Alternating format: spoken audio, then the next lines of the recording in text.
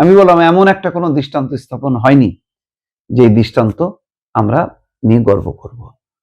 সুপারিশ, সংস্কার সুপারিশ, যে সংস্কার সুপারিশের বাংলাদেশের বৃহত্তম রাজনৈতিক দল সহ বিএনপি সহ অনেকগুলো রাজনৈতিক দল এগুলিকে পোষেও না, মানেও না। জুলাই মাস শুরু হওয়ার সাথে সাথে আলোচনা এই জুলাই গণ অভ্যুত্থান তার নানা দিক বিশ্লেষণ হচ্ছে। শনিবার জুলাই শহীদদের স্মরণে সভা, থাকবেন প্রধানমন্ত্রী। বিভিন্ন মিডিয়া এখন এই জুলাই আন্দোলন বা জুলাই গণ অভ্যুত্থানের নানা তাৎপর্য দিক তুলে ধরছে। আমি একদিনে 2টা টেলিভিশনে গিয়েছিলাম, সময় টেলিভিশনে এবং চ্যানেল 1-এ। 2টাতেই এনসিপির তরুণ নেতারা ছিলেন।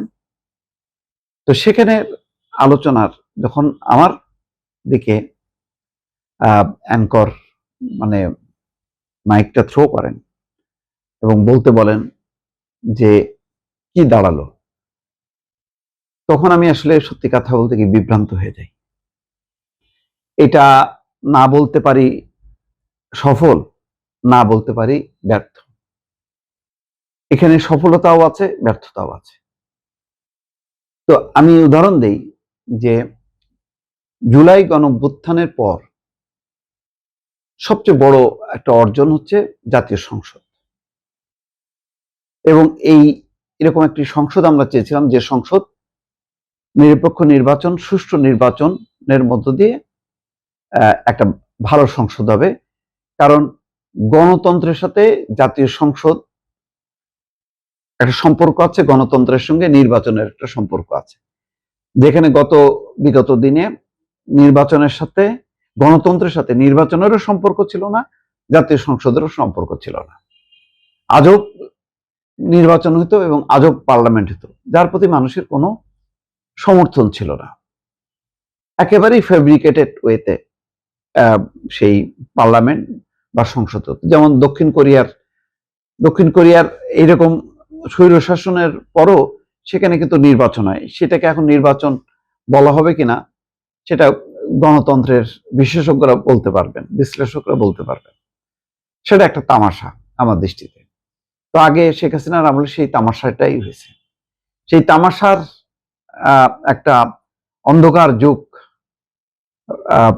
পার হয়ে যেই বাংলাদেশে নির্বাচন হলো এবং একটা সংসদ গঠন হলো, সেই সংসদের দিকে আবার যখন তাকাই তখন আমি হতাশ হই। 2 অংশের 2টা ড্রেস কোড আমি দেখি। এক অংশে প্যান্ট শার্ট পরা সাধারণ মানুষ, যেখানে ধর্মীয় পোশাক আছে নানা ধর্মের, মানে হিন্দু, মুসলিম, বৌদ্ধ, খ্রিস্টান সব মিলায় এক ধরনের আমাদের জাতীয় পোশাক, সিম্পল পশ্চিমা ধাঁচের শার্ট প্যান্ট পরা। কেউ হাফ শার্ট পরছেন, কেউ ফুল শার্ট পরছেন, কেউ কোট পরছেন, প্যান্ট তো অবশ্যই। আর এক অংশে যখন দেখি তখন সেটা একটা কি বলবো, এটা ধর্মীয় একটা আলোচনা সভা। ধর্মীয় মানে ইসলাম ধর্মাবলম্বীদের একটা মিলাদ মাহফিল বলতে পারেন এটা, বা একটা বড় জামায়াত বলতে পারেন, বড় নামাজ বলতে পারেন। সেই ধরনের পোশাক পরে ওনারা থাকেন। আমরা যেমন ঈদের সময় পাজামা পাঞ্জাবি, মাথায় টুপি দিয়ে হাজির হই, তো ওনারা মানে যারা ধর্মীয় রাজনীতি করে, ধর্মীয় রাজনীতি বলতে ইসলাম ধর্মের যারা রাজনীতি করেন তারা ওই ধর্মীয় পোশাক পরে বসে থাকেন। তো ব্যবধানটা খুব পরিষ্কার লাগে। ওই দিকটা এক ধরনের ড্রেস কোড, আর এইদিকে আরেকটা ড্রেস কোড, 2টা ড্রেস কোড দেখা যায়। তৃতীয় আরেকটা ড্রেস কোড থাকা দরকার ছিল। সে ড্রেস কোডটা কি আমি বুঝতে পারছি না। আমি খুঁজে বের করার চেষ্টা করি সেখানে সেই গণঅভ্যুত্থানের তরুণরা কোথায়, যারা অভ্যুত্থানের নেতৃত্ব দিল তারা সংসদে নেই কেন? তারা ছাত্র সংসদেও নেই।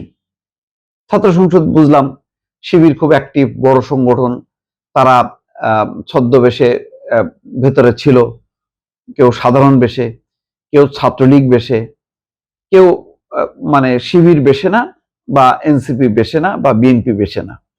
তো ফলে তাদের একটা ফুলে ফেপে একটা বড় ধরনের একটা অবস্থান তারা ছিল।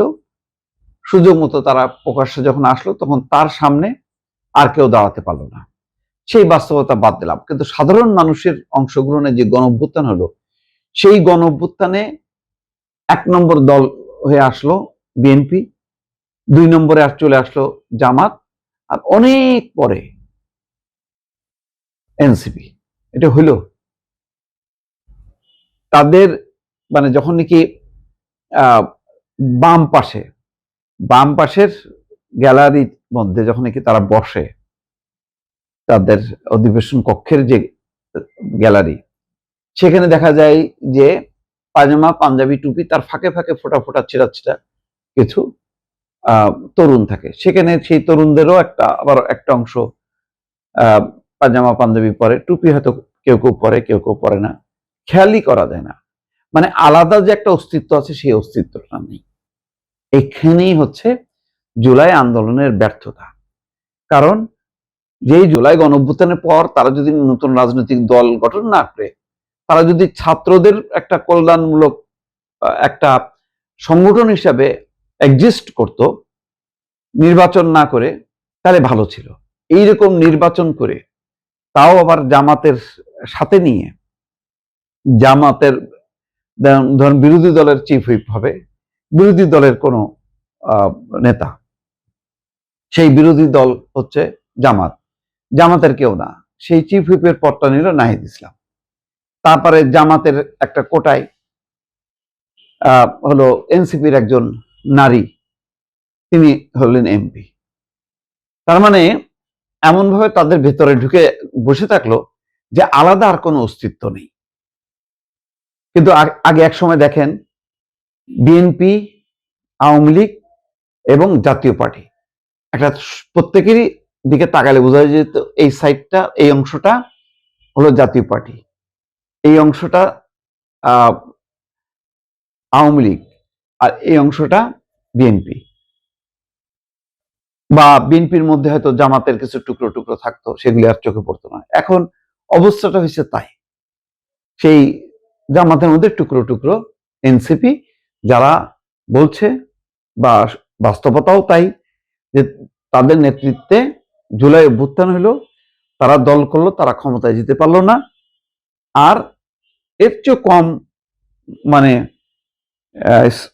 কম পাওয়ারের, কম মাত্রার, মানে ভূমিকম্পের মতনই আমি যদি বলি, গণঅভ্যুত্থানের যে প্রবলতা ছিল, ঝাঁকুনি ছিল বাংলাদেশে, তার তুলনায় অনেক কম তীব্র কম্পনের সেই গণঅভ্যুত্থানের ফলে আজকে নেপালের জেনজিরা বালেন শাহর নেতৃত্বে তারা ক্ষমতায় যেতে পারলো, তারা নেপালকে শাসন করছে, আর আমাদের তরুণরা মানে আলাদা, তাদের কোনো অস্তিত্বই নেই। অন্যদিকে কত দুর্ভাগ্য, আজকে গণমাধ্যমগুলোতে সবচেয়ে সমালোচনা হয় ইউনূস সরকারের। এমনকি স্বরাষ্ট্রমন্ত্রী বলছেন যে তদন্ত করা হবে, 18 মাসের দুর্নীতির তদন্তের জন্য, অভিযোগের তদন্তের জন্য প্রধানমন্ত্রীকে আহ্বান জানাচ্ছেন যে আপনি দুর্নীতি দমন কমিশনকে নির্দেশ দেন গত 18 মাসে কি কি দুর্নীতি হয়েছে।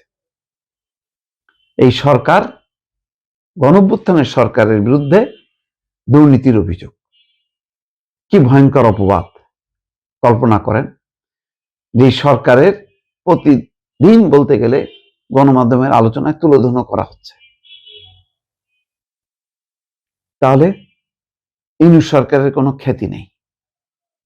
আমি কালকে একটা পরিসংখ্যান দিচ্ছিলাম যে ইউনূস সরকারের 4 মাসের মাথায়, পট পরিবর্তনের পরে 4 মাসের মাথায় প্রথম সফর ছিল আমেরিকা। সেই সফরটা যথেষ্ট গুরুত্বপূর্ণ ছিল, কারণ তখনও পর্যন্ত জো বাইডেন ক্ষমতায় ছিল, জো বাইডেনের সাথে আলাদাভাবে ডক্টর ইউনূসের বৈঠকটা গুরুত্বপূর্ণ ছিল। দ্বিতীয় সফরটা ছিল আজারবাইজানে, সেটা হচ্ছে জলবায়ু একটি সম্মেলনে। সেখানে 79 কি 89 জন সফর সঙ্গী নিয়ে তিনি সেই দেশটাতে যান। চিন্তা করেন, একটা জলবায়ু সম্মেলন, সেখানে বাংলাদেশ প্রতিনিধিত্ব করবে। সেখানে 4জন 5জন গেলেই যথেষ্ট। বিশাল বহর নিয়ে আজারবাইজানে যাইতে হইল, রাষ্ট্রের খরচ, কত বড় দুর্নীতি, মানে অপচয়। পর আমরা একটা দেশ পেলাম যেখানে আমরা জনগণের প্রতিটা অর্থ আমরা রক্ষা করব। সেখানে কি হলো, সেই অর্থের একটা ব্যাপক অপচয়ের একটা উৎসব চললো, এবং ওইভাবেই কিন্তু তার প্রতি মাসে মাসে একটা সফর চলতে থাকলো।